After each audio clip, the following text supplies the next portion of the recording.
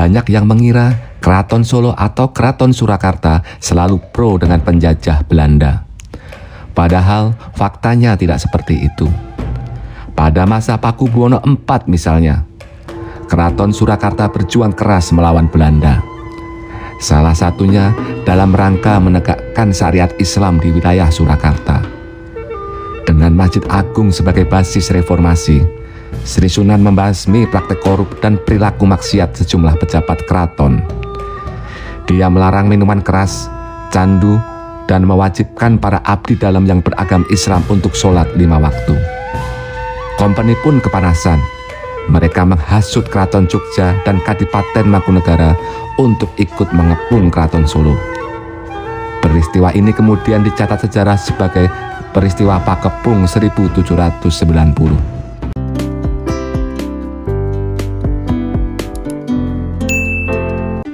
Cerita bermula pada tahun 1788 saat Keraton Surakarta mempunyai raja baru, yakni Sri Susuhunan Pakubuwono IV. Nama asli beliau adalah Raden Mas Subatya. Ia dijuluki sebagai Sunan Bagus karena berwajah tampan dan naik tahta dalam usia muda, yakni 20 tahun. Berkebalikan dengan ayahnya yang kurang cakap dalam memerintah, Pakubuwono IV adalah seorang pemimpin tangguh yang penuh cita-cita dan keberanian. Sudah begitu, dia adalah seorang Raja Mataram yang alim, tawadu, sayang kepada rakyat, dan dekat dengan para ulama. Ia berpegang teguh pada syariat Islam seperti leluhurnya Sultan Agung Hanyokro Kusumo. Sri Sunan atau Pakubuwono IV sangat membenci Belanda. Menurutnya, si penjajah itulah yang membuat kerajaan Mataram Islam terpecah menjadi 3, yakni Keraton Surakarta, Keraton Yogyakarta, dan Kadipaten Mangkunegaran. Selain itu, dia juga prihatin dengan kondisi Keraton Surakarta yang mengalami degradasi moral. Tak hanya praktek korupsi yang merajalela, tapi banyak abdi dalam yang suka minum minuman keras dan mengonsumsi candu atau opium. Buruknya kondisi tersebut diperparah dengan semakin meningkatnya dominasi pemerintah bentukan Serikat Dagang Belanda dalam persoalan internal keraton. Menyadari kondisi tak menguntungkan tersebut, Pakubuwono IV bertekad mengembalikan kewibawaan Kasunanan Surakarta Hadiningrat. Reformasi besar pun digulirkan. Dalam melakukan reformasi birokrasi, Sri Sunan mengangkat sejumlah ulama dan kiai untuk menjadi penasihat pribadinya. Jumlahnya ada 4 orang. Tapi sebagian lagi ada yang menyebut 5, ada juga yang menyebut 7. Mereka adalah Kiai Wiradigda, Raden Panengah, Raden Brahman, dan Kiai Nur Soleh. Nasihat dan petuah 4 abdi kinasihnya tersebut sangat mempengaruhi berbagai kebijakan keagamaan dan politik Sri Sunan. Meski terlihat tampan dan lembut, Sri Sunan sangat tegas dalam memperjuangkan apa yang diyakininya. Hal tersebut bisa dilihat dari sejumlah putusannya yang benar-benar mengagetkan pada zaman itu. Pertama, dia mengharamkan minuman keras dan opium. Kedua, para sentono dalam diwajibkan sholat 5 waktu dan tiap hari Jumat wajib sholat Jumat berjamaah di Masjid Agung Surakarta. Ketiga, tiap Jumat Sri Sunan ikut sholat Jumat di masjid dan sering menjadi khotib atau pembicara khutbah. Keempat, setiap Sabtu diadakan latihan perang dan berkuda untuk para abdi dalam. Kelima, pakaian prajurit Keraton Surakarta yang semula berbau-bau Belanda diubah menjadi pakaian prajurit khas Jawa. Keenam, pemberantasan korupsi di lingkungan keraton. Ketujuh, eksekusi hukuman gantung kepada para pelaku kejahatan pembunuhan dengan vonis hukuman mati khisos di pengadilan. Pelaksanaan sidangnya dilaksanakan di serambi Masjid Agung. Bagi para pejabat yang melanggar aturan-aturan tersebut, Sri Sunan tidak segan-segan untuk menghukum atau bahkan memecatnya. Hal tersebut dialami oleh Tumenggung Pringgoloyo dan Tumenggung Mangkuyudo. Dalam menegakkan syiar Islam, Sri Sunan memanfaatkan Masjid Agung Surakarta sebagai pusat dakwah. Untuk itu, raja yang alim dan tawadu ini berusaha keras menaikkan pamor Masjid Agung. Bangunan fisiknya diperkokoh dan dipercantik sehingga terlihat sangat megah pada zamannya. Patut diketahui, meski Masjid Agung sudah dibangun sejak Keraton Surakarta berdiri, namun kala itu belum benar-benar agung.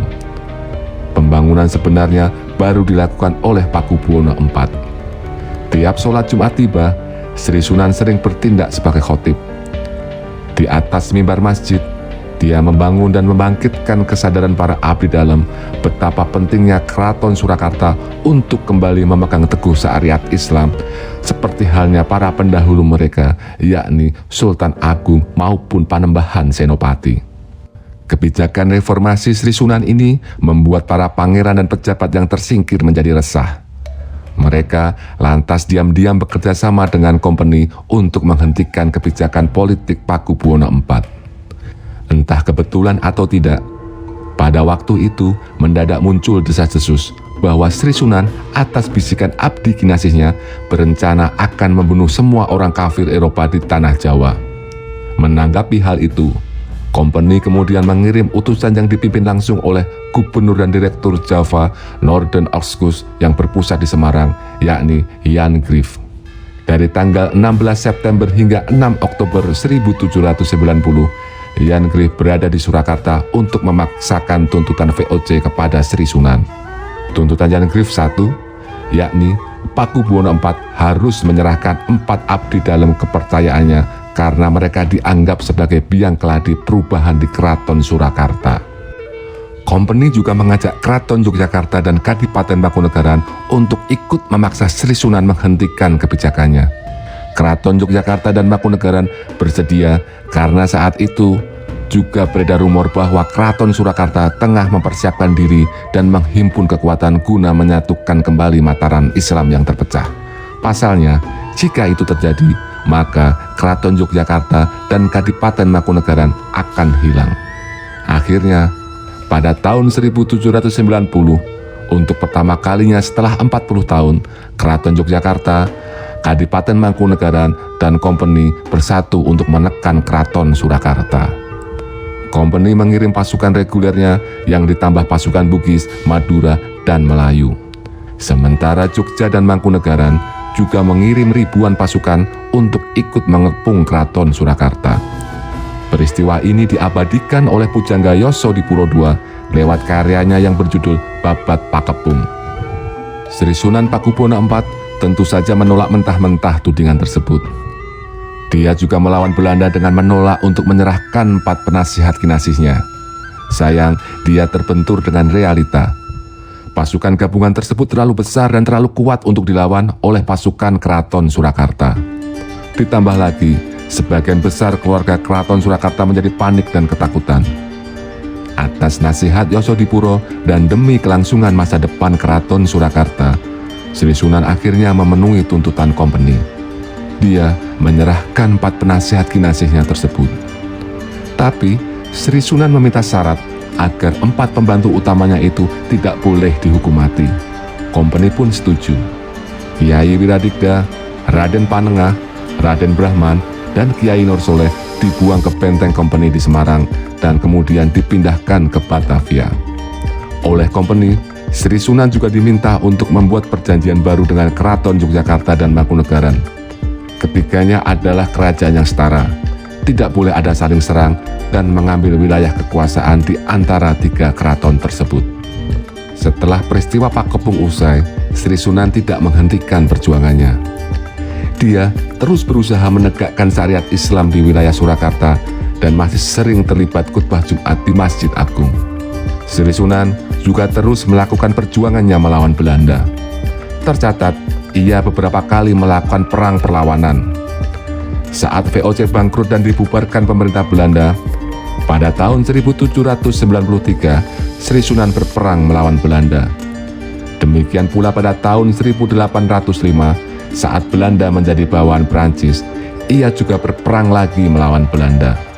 Sementara pada tahun 1815, Sri Sunan bekerja sama dengan tentara sepoi dari India melawan penjajah Inggris.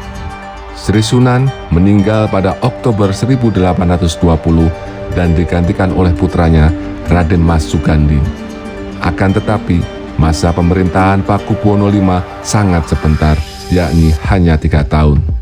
Raden Sugandi wafat pada September 1823. Lalu, pada masa Pakubuwono VI dan Pakubuwono X, tradisi ajaran luhur Islam mulai dibangkitkan lagi. Mencapai puncaknya pada masa Pakubuwono X, di mana kajian keislaman dan kitab para ulama seperti masa Pakubuwono IV mulai ditradisikan kembali ke dalam keluarga keraton. Namun kemudian, tradisi kajian Islam di dalam lingkungan keraton mulai surut setelah meninggalnya Pakubuwono X.